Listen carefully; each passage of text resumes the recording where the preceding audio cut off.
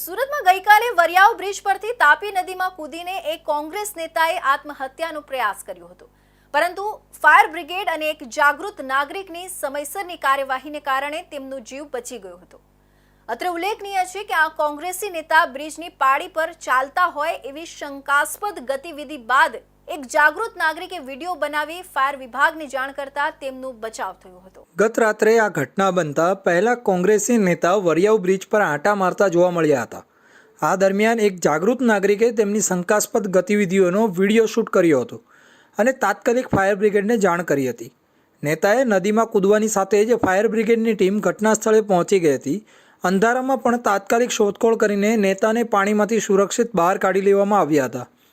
Fire વિભાગે આ કોંગ્રેસના નેતાને પાણીમાંથી બહાર કાઢીને 108 મારફતે હોસ્પિટલમાં ખસેડ્યા હતા। આ સાથે જ સ્થાનિક સિંગણપુર પોલીસને જાણ કરી દેવામાં આવી હતી। આ કોંગ્રેસી નેતાએ હોસ્પિટલમાંથી સ્વસ્થ થતાં પોતાનું નિવેદન નોંધાવ્યું હતું। કોંગ્રેસ પક્ષમાંથી વિધાનસભા ચૂંટણી લડી ચૂકેલા આ નેતા છેલ્લા 4 વર્ષથી કેન્સરની બીમારીથી પીડાઈ રહ્યા હતા।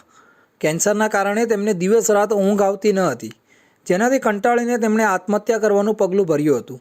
ફાયર બ્રિગેડ અને જાગૃત નાગરિકની સતર્કતા અને સમય સૂચકતાને કારણે એક કિંમતી જીવ બચી ગયો હતો।